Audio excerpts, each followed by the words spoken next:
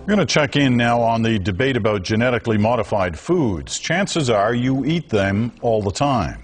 We were told some years ago that Ottawa was studying the health effects on Canadians. Wait till you hear what happened. And now that human drugs and vaccines are being developed in plants, could they accidentally end up on your dinner table?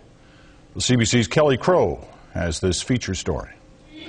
GMO, just say no to the GMO. Say GMO, I just say no to the GMO. Something's fishy about this tomato. Don't you know it's a GMO? We feel the opportunities of this technology far outweigh any perceived or actual risk. Any politician who tells you these products are safe and that is known through scientific testing is either very, very stupid or they're lying.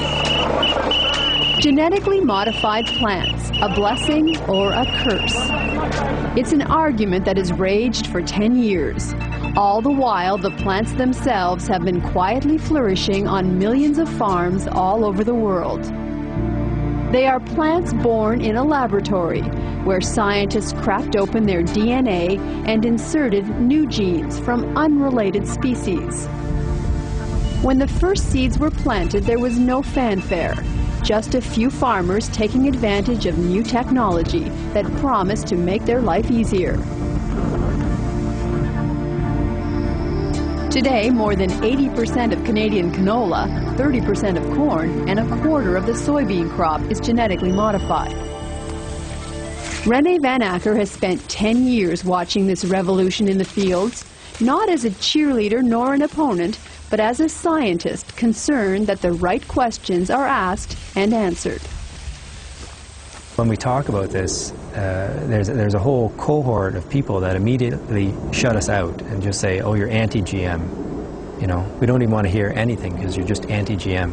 And we're not. I'm not anti-GM. You know, I don't know how many times I've stated that, and over the last decade I've stated it thousands of times. But we're not anti-GM. We're saying, look, yes, move forward on the technology, but there are going to be some problems. Let's deal with those problems so we don't kill the rest of the technology. Anything with soybeans in it is a threat. But now you know. It wasn't until the first GM crops went to market that the controversy began. Were these new plants safe to eat? The government regulators said yes. And today there are GM ingredients in much of the processed food on the grocery shelves. It's been 10 years of eating GM food with no obvious health problems, but not all the scientists are convinced that it's safe. 3 years ago, a study in the journal Nutrition and Health concluded much more scientific effort and investigation is necessary before we can be satisfied that eating foods containing GM material in the long term is not likely to provoke any form of health problems. In other words, even with GM ingredients in most processed food, scientists can't say for sure that it's safe to eat. There's a little bit of evidence that it might be harmful. There's other evidence that shows that it's not harmful. But there's very few studies overall. I mean, you have a handful of studies on both sides, and as a scientist, you know, balancing information in a science-based approach, you'd have to say, I don't have enough information. Health Canada did announce back in 2002 that it would watch the Canadian population for signs of health problems from eating GM food. I think it's just prudent and what the public expects that we will keep a careful eye on the health of Canadians. But when we checked back for this story, we found that Health Canada had abandoned that research less than a year later, saying it was too difficult to put an effective surveillance system in place. So at this point, there is little research into the health effects of genetically modified food. So will we ever know for sure? Is it safe? I don't know. You know, those studies are still not being funded. Sometimes people say, well, in North America, you know, it's just one big experiment and we're all part of it. If GM crops are an experiment, the evidence so far suggests it's difficult to control a gene once it's out there in nature. And over the last 10 years, GM critics have had lots of chances to say, I told you so.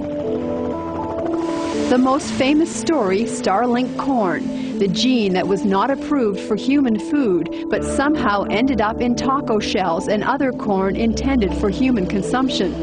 It was hard to get rid of. Even several years later, the gene was still mysteriously showing up in corn.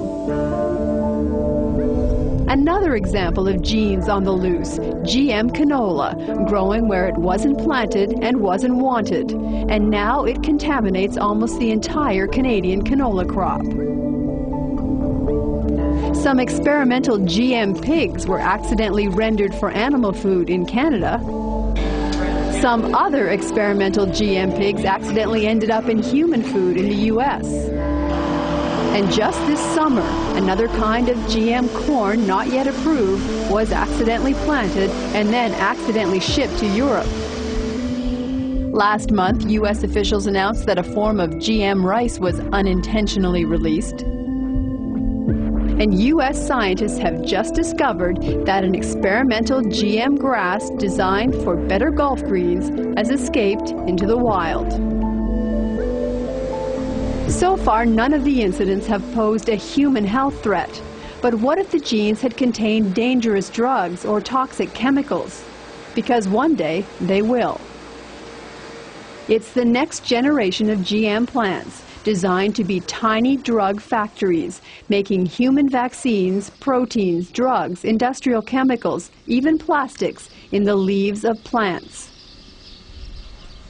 Stephen Yarrow at the Federal Canadian Food Inspection Agency will be responsible for approving this new generation of GM plants. And our concern about that future on the horizon is that it's very important that those types of plants are kept completely separate from the food and feed production systems.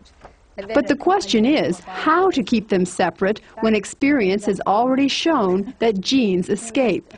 I mean, the whole food system is at stake. If we start, cavalierly putting these things into food and feed plants, without a decent plan for containment, or without really understanding how one contains these species.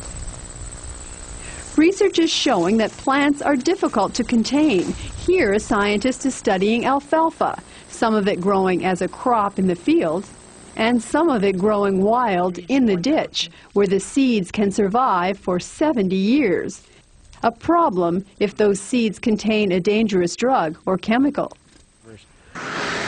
Government officials say they're asking industry not to use food plants to grow drugs. Well, we're waiting to see what develops, but we are consulting with the industry, certainly urging them not to use some of the basic feed and food producing crops such as canola and corn and so on. So we'll have to see what the industry develops and what types of plants that they wish to put these type of traits into. But there is no law to prevent the use of food crops, and in the U.S. most of the field trials have used corn. And there has already been a mistake. An experimental plot of corn, modified to grow a human hepatitis vaccine, accidentally showed up in soybeans headed for market. Why are we doing this? Why would somebody choose corn to do that? Really bad idea, Why would they put it in a food or feed crop?